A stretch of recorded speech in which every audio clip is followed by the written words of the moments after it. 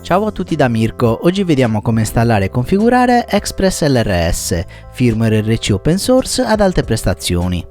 Finalmente Express LRS è ufficialmente uscito dalla fase testing e abbiamo la prima versione stabile. Inoltre è pienamente supportato da OpenTX, al suo configuratore e gira su hardware dedicato.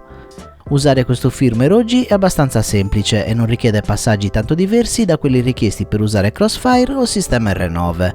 Per certi versi, anzi, alcune procedure come quella di Bind sono anche più semplici. Express LRS gira su una grande varietà di moduli e riceventi, tra i quali R9M e Immersion RC Ghost. Se avete questi sistemi potete anche usarli, i passaggi che vedremo in questo video sono validi anche per questi moduli. Tuttavia, se volete avvicinarvi a questo firmware e non avete ancora nessun modulo, il mio consiglio è di prendere dell'hardware dedicato come questo modello a 900 MHz dell'IP Model. Come tutti i moduli a 900 MHz, anche questo è presente sia in versione 868 che 915 MHz. Sebbene la frequenza si possa cambiare via software, le antenne sono tarate o sull'una o sull'altra, quindi scegliete la versione che effettivamente poi dovrete usare. Questo kit comprende un modulo e una ricevente, così da essere subito pronti al volo. Vediamo cosa troviamo all'interno della confezione. Per quanto riguarda il modulo, questo viene venduto disassemblato. Infatti abbiamo il case, la scheda principale, l'antenna e una prolunga per collegarla al modulo e tutte le viti che ci servono. Sul fondo del modulo è applicato questo grosso dissipatore in alluminio che mantiene bassa la temperatura della scheda ad alte potenze.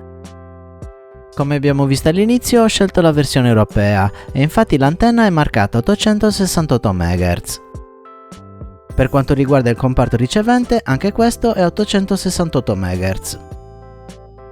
All'interno abbiamo la ricevente e due antenne.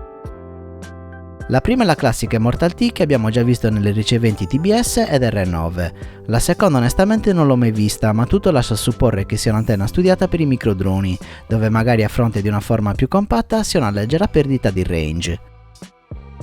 Questo aspetto in effetti per i micro non è poi così determinante, infatti nessuno si fa 10 km con uno di questi. Ritornando alla ricevente, notiamo come questa sia veramente piccola, infatti è un quadrato di circa 1 per 1 cm. Il connettore dell'antenna è un IPEX V1 come quello della TBS Nano e della R9MX.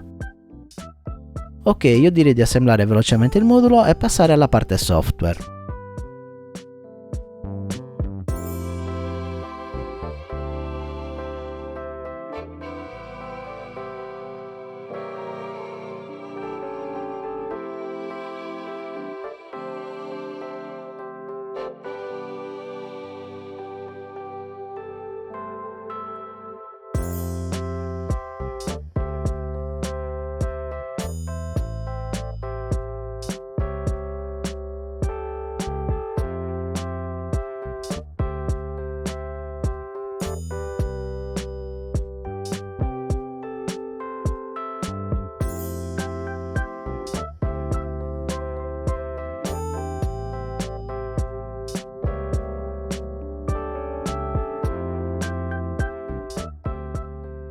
Molto bene, abbiamo finito, il modulo è pronto per essere aggiornato. Quando arriverà il momento di scegliere i file dovremo avere ben presente che componenti stiamo usando e appunto S915TX ed S900RX sono proprio il modello specifico di modulo e ricevente. Io sceglierò questi, se voi avete modelli diversi dovete scegliere quelli che avete voi. A questo punto ci serve il configurator che troviamo su GitHub, vi lascio il link in descrizione. Scendiamo verso il basso e scarichiamo la versione relativa al nostro sistema operativo. Io ho Windows, quindi scarico questa. Facciamo partire l'installazione confermando tutte le richieste che ci farà il programma. Una volta installato e avviato il configurator ci troviamo davanti a questa schermata. Qui dobbiamo scegliere sempre l'ultima versione disponibile, al momento la 1.0. Come abbiamo visto, Express LRS gira su una grande varietà di moduli e riceventi, quindi dobbiamo scegliere il firmware in base a quello che abbiamo noi. Per questo prima vi dicevo di fare attenzione a questo aspetto. A tal proposito quello che ci interessa è scegliere il target delle nostre componenti, un po' come quando aggiorniamo il firmware di Betaflight e dobbiamo scegliere il target relativo al flight controller.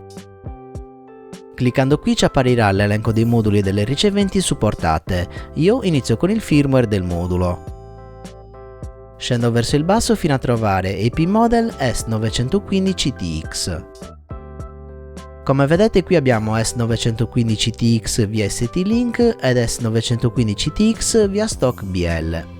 Il primo è per aggiornare il modulo tramite programmatore ST-Link, il secondo invece è per aggiornare il modulo direttamente dallo slot della radio. Ovviamente è molto più semplice aggiornare il modulo dalla radio senza dover usare un programmatore esterno, quindi scegliamo questo. Come vedete qua sotto è comparso Download Lua Script, iniziamo a scaricarlo, poi dopo vi farò vedere dove copiarlo. Ora impostiamo le opzioni del dispositivo. Qui impostiamo la frequenza che userà il modulo, scegliendola in base alla nostra regione, ma soprattutto alle antenne che abbiamo. Per me EU868 va bene. Qui scegliamo la frase per il bind, si tratta di una sorta di password da mettere sia nel modulo che nella ricevente e che ovviamente devono coincidere. In questo modo il bind avverrà in automatica l'accensione senza dover premere nessun tasto nella ricevente, di conseguenza non sarà più necessario smontare il drone o premere i pulsanti per fare il bind. Le opzioni su questo lato possiamo lasciarle così come sono. Per quanto riguarda Extra Data, se vi serve la telemetria sulla radio, spuntate questo box. Io uso la telemetria dell'OSD di Betaflight, quindi questa non mi serve. All'occorrenza comunque la telemetria della radio si può disabilitare tramite Lua Script, quindi per ora la attivo. Le ultime tre opzioni riguardano i suoni di avvio del modulo. Di default all'accensione c'è una piccola musichetta, un po' come accade con gli ESC quando colleghiamo la LiPo. Se vogliamo possiamo decidere di fare un singolo beep o disabilitarla completamente. In alternativa si può mettere una melodia personalizzata usando lo stesso metodo degli ESC BLL32. Ok, abbiamo finito. Ricapitolando, le cose importanti da considerare sono la frequenza e la password per il bind. Le cose su questo lato sono opzionali e potete lasciarle anche come le vedete. A questo punto siamo pronti per creare il firmware in base alle opzioni che abbiamo appena scelto. Clicchiamo su Build. Ok, il processo è partito, ci vorrà qualche minuto.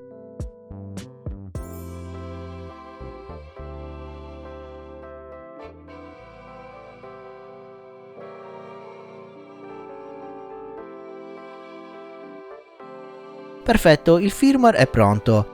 Come vedete si è aperta in automatico questa finestra. Il file che ci interessa è quello chiamato firmware.lrs. Questo file andrà copiato nella microSD della radio per effettuare l'aggiornamento firmware del modulo. Molto bene, questa finestra che vedete a destra è la microSD della radio, quindi apro la cartella firmware e copio il file firmware.lrs al suo interno. Visto che ho la microSD della radio aperta, copio anche il file Lua che ho scaricato poco fa, quindi vado nella cartella download del mio PC. Adesso vado nella cartella script e apro la cartella tool. Quindi copio il file Lua script che ho scaricato qua dentro. Con la microSD abbiamo finito, spostiamoci sulla radio. Prima di iniziare l'aggiornamento del modulo dobbiamo fare qualche premessa. Come dicevo all'inizio, ExpressLRS è ufficialmente supportato da OpenTX e il supporto completo parte dalla versione 2.3.12 o superiore. Se la radio ha una versione inferiore alla 2.3.12 bisogna aggiornare OpenTX. In questo caso ho già fatto un tutorial molto completo dove spiego passo passo come fare. Se vi serve ve lo lascio linkato in descrizione. Per verificare che versione avete di OpenTX basta andare nel menu Sistema, poi nella pagina Info. Come vedete questa radio ha la versione 2.3.14, quindi è pienamente compatibile. Un'altra cosa da fare è disattivare l'ADC Filter, si trova nel menu Sistema nella pagina Hardware. L'ADC Filter comunque va disabilitato anche se usate Crossfire, FrSky o Ghost. Nel caso state usando una vecchia Quick7 ACCST dovete abbassare il baud a 115.200, si tratta della modifica software che si usa anche per il TBS Crossfire. Le alternative sono installare EdgeTX o fare la modifica hardware, ma per me quella software è già più che sufficiente. Fatte queste premesse possiamo creare un nuovo modello. La prima cosa da fare è andare in Model Setup e disattivare il modulo interno. Poi attiviamo il modulo esterno scegliendo CRSF. A questo punto premiamo il tasto SYS. Ci spostiamo nella microSD ed entriamo nella cartella firmware. Ora ci spostiamo sopra firmware.lrs e premiamo la rotella. Quindi clicchiamo su Flash External LRS.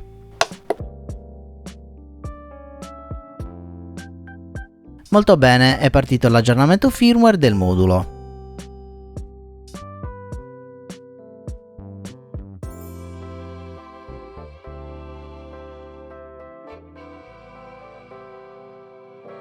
Aggiornamento completato, come vedete il processo è abbastanza veloce. Per il momento sulla radio abbiamo finito. Passiamo alla ricevente. La prima cosa da fare dopo aver montato l'antenna è saldare 4 cavetti e mettere un termo. Per i cavi un 28 AVG è l'ideale. Per quanto riguarda i pad non ci sono stampati i nomi, per questo ci affidiamo al JPEG che troviamo sul sito IP Model. La struttura comunque riprende quella delle riceventi Crossfire, con Terra ed RX all'esterno e alimentazione e TX all'interno. Per convenzione saldiamo un cavo nero sulla Terra ed uno rosso sul positivo. Per TX ed RX vanno bene altri 2 colori qualsiasi, io uso bianco per il TX e giallo per l'RX. Come vedete con la ricevente in questa posizione, partendo dall'alto ho saldato nero sul GND, rosso sul 5V, bianco sul TX e giallo sull'RX. A questo punto individuiamo una UART libera del flight controller completa di TX ed RX. In questa scheda la UART 1 sembrerebbe essere perfetta, in quanto sulla stessa riga ho T1, R1, 5V e GND. Per quanto riguarda i collegamenti, come sempre, quando abbiamo a che fare con periferiche che hanno RX e TX sulla stessa UART, dobbiamo fare attenzione a collegarli invertiti. Come abbiamo già visto, anche GPS e le riceventi TBS seguono questo criterio. Quindi, come vedete, ho collegato il GND della ricevente con il GND del flight controller, il positivo della ricevente con il 5V del flight controller, il TX della ricevente con l'RX del flight controller e l'RX della ricevente con il TX del flight controller. Ok, ora che la ricevente è collegata, spostiamoci su Betaflight per configurarla. Iniziamo andando in port e attivando Serial RX nella UART dove abbiamo collegato la ricevente, nel mio caso la UART 1.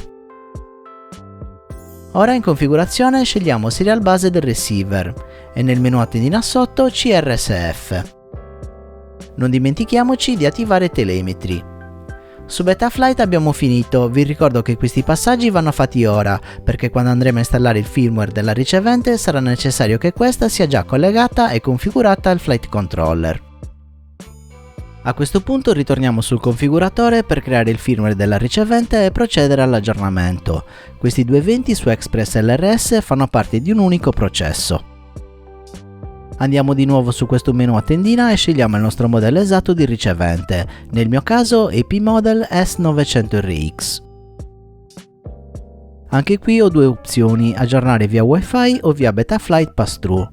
L'aggiornamento tramite Wi-Fi mi è sembrato leggermente più complicato, quindi userò il metodo Betaflight. Questo metodo è una novità molto interessante, in quanto la ricevente viene aggiornata dal configuratore attraverso il flight controller direttamente tramite porta USB. Proprio per questo motivo, prima di arrivare a questo punto del video, ho saldato la ricevente e l'ho configurata su Betaflight. Per far sì che il configuratore riesca ad aggiornare la ricevente comunque, oltre ai collegamenti e le configurazioni, è necessario che quest'ultimo riesca ad alimentarla tramite porta USB. Vi ricordo però che non tutti i flight controller riescono ad alimentare la ricevente solo con cavo USB, quindi se le LED della ricevente non si accendono significa che è necessario collegare anche la batteria. Se lo fate, rimuovete le eliche dal modello, perché non si sa mai che i motori possano avviarsi per un qualsiasi motivo. Una volta verificate queste cose, collego la ricevente al PC e continuo sul configuratore. Mi assicuro che i programmi come Betaflight Configurator e BLL Configurator siano chiusi, altrimenti non si riuscirà a procedere con l'aggiornamento. Per quanto riguarda le opzioni del dispositivo, queste devono essere uguali tra modulo e ricevente, in particolare la frequenza e la password. Il configuratore comunque salva sempre le ultime impostazioni utilizzate, quindi visto che abbiamo già configurato il modulo, il sistema mantiene le stesse impostazioni per la ricevente. Quindi, visto che la ricevente è collegata al PC, posso procedere cliccando Build and Flash. Molto bene, il configuratore sta creando il firmware.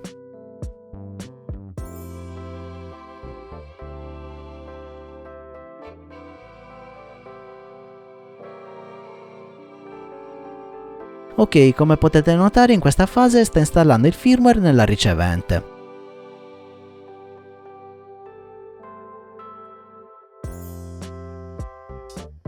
Aggiornamento completato, abbiamo finito, sul configurator non c'è altro da fare.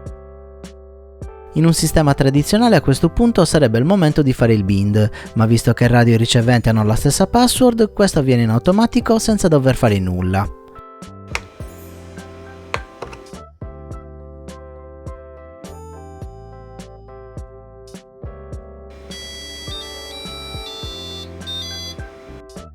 Come vedete il LED ha smesso di lampeggiare, questo significa che radio e ricevente sono associate. Ritorniamo su Betaflight per vedere come si imposta il segnale RSSI.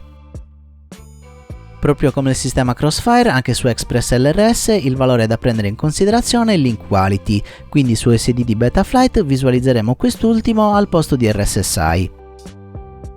Per visualizzare il link quality non occorre fare nessuna configurazione né sul radio né qui nel tab receiver, infatti il RSSI channel deve stare disattivato. Un altro errore che si fa spesso è quello di attivare l'RSSI analogico, questo valore deve rimanere disattivato, altrimenti non saremo più in grado di visualizzare il link quality. Prima di concludere vi ricordo che per motivi di sicurezza è molto importante impostare il comando ARM nell'AUX 1, questo perché tra tutti gli AUX disponibili il numero 1 è quello col maggior flusso di dati e questo è essenziale per far capire al software se il modello è armato o meno. L'AUX 1 inoltre viene considerata come una switch a 2 posizioni, in ogni caso comunque potete assegnare l'AUX 1 anche ad una switch a 3 posizioni che non ci sono problemi, solo che invece di 3 ne verranno lette 2. Su Betaflight abbiamo veramente finito, ritorniamo sulla radio per vedere come configurare il modulo. Per configurare il modulo usiamo il file lrs.lua che abbiamo scaricato prima. Se vi siete persi questi passaggi vi ricordo che va scaricato dal configurator. Poi apriamo la microSD della radio, andiamo nella cartella script e la copiamo dentro la cartella tool. A questo punto premiamo il tasto sys, scorriamo verso il basso e premiamo la rotella su LRS.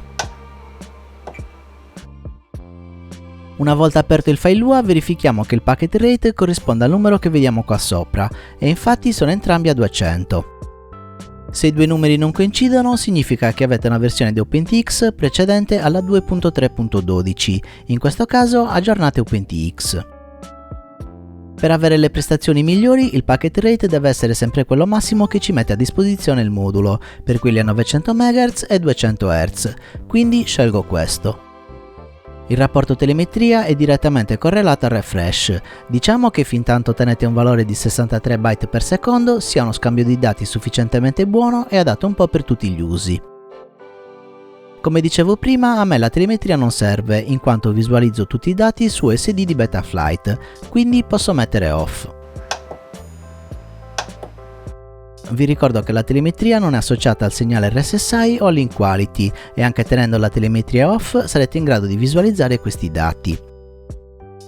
Per quanto riguarda la potenza, Express LRS è un firmware ad alta efficienza e anche a bassi milliwatt il segnale rimane sempre forte e stabile. Questo perché Express LRS utilizza modulazione LoRa, in modo da ottenere la massima portata e consistenza del segnale. 100 mW sono più che sufficienti per qualsiasi scenario racing o freestyle, anche se state volando nei bando più impegnativi.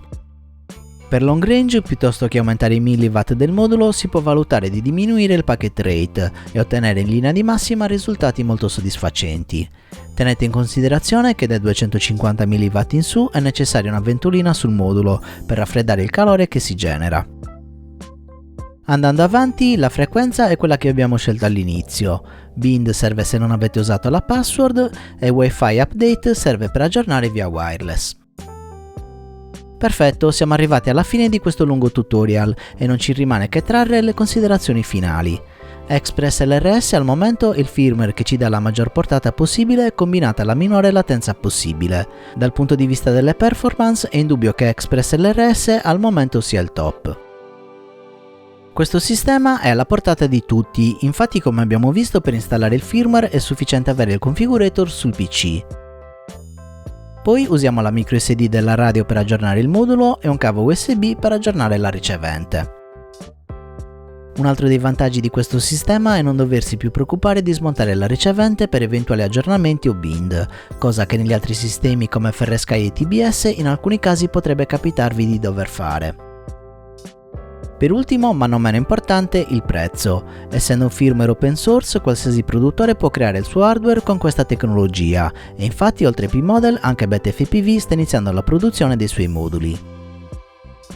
Per oggi è tutto, se il video vi è piaciuto lasciate un like, iscrivetevi e attivate la campanella. Per supportare il canale vi ricordo di acquistare sempre attraverso il link in descrizione o diventando miei patrons cliccando il link a fine video.